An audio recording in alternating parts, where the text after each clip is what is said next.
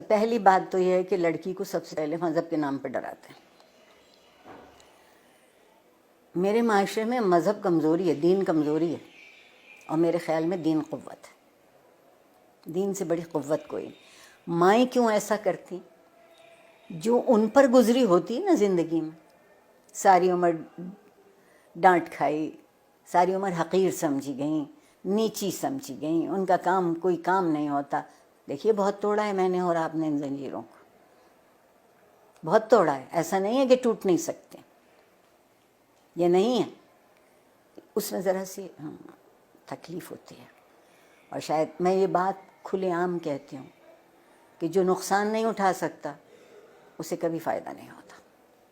ہم نے بڑے برسوں سے، پچھلے بہت سالوں سے یہ ثابت کرنے کی کوشش کی ہے کہ ایک کاغذ کا ٹکڑا جسے آپ ڈگری کہتے ہیں وہ زیادہ اہم ہوتا ہے، اور اس کے لیے ہم نے نصاب تعلیم کو بھی، آپ دیکھیں نا، اگر مجھے انگریزی کا لفظ بولنے کی اجازت دیں، ملٹیپل چوائسز، کوئز، نہیں، یہ ہم طوطے تو نہیں پڑھاتے نا، ہم حساس ذہین انسانوں کو پڑھاتے ہیں، اور ان کے حس اور ان کی ذہن سے کام نہیں لیتے۔ اس کی بنیادی وجہ یہ ہے کہ جب میری نسل جو تقریباً قبل از مسیح سے ہے وہ پڑھتی تھی، تو تعلیم کے ساتھ ایک بڑا ضروری لفظ جڑا ہوا تھا، وہ تربیت تھا۔ اب ہم نے تعلیم کے ساتھ تربیت کو شامل نہیں کیا ہے، کہیں آپ یہ دو لفظ لکھا نہیں دیکھتے۔ پھر ایک اور کمال کیا ہمارے ہاں جنرل ضیاء الحق صاحب نے، جنہیں میں اپنا محبوب بھی کہتی ہوں، کہ انہوں نے ہم سے مکالمہ چھین لیا، سوال کرنے کی اجازت نہیں رہی۔ تو جو معاشرہ سوال کرنا بھول جاتا ہے وہ جواب کیسے ڈھونڈے گا؟ اور ڈگری ہمارے ہاتھ میں دی گئی کہ ہم ایک اچھا روزگار تلاش کرتے۔ میں کہتے کہتے مر جاؤں گی کہ زندگی کو روزگار چاہیے ہوتا ہے، روزگار کو زندگی نہیں چاہیے ہوتی۔ ہم کندھوں کا بوجھ بڑھا رہے ہیں، ہم ذہن کو وسیع نہیں کر رہے، کشادہ نہیں کر رہے۔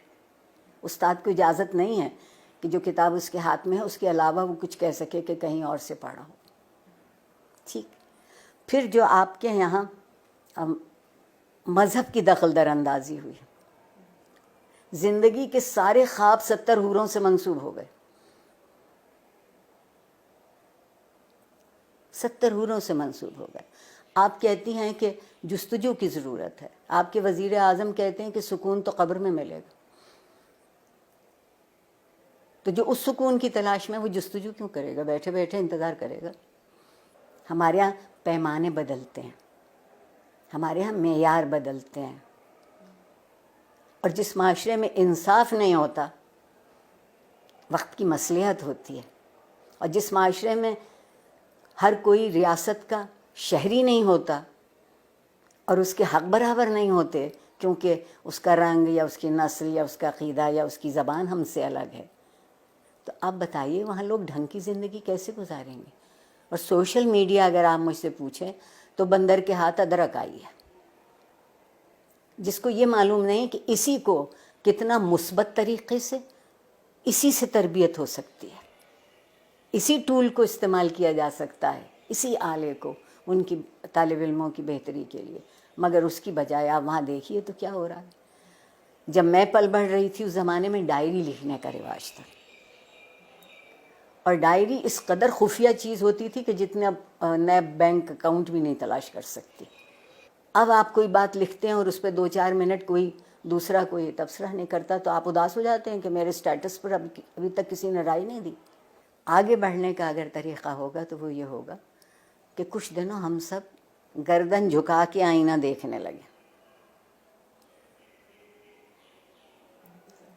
گردن جھکا کے آئینہ دیکھیں گے تو ہماری سمجھ میں اپنا آپ آئے گا۔ میں اگر اپنے آپ کو پہچان لوں، مجھے معلوم ہو جائے کہ یہ میرے مثبت صورتحال ہے، یہ منفی ہے، آئیے مثبت کو بڑھا لیتے ہیں، منفی کو چھوڑ دیتے ہیں۔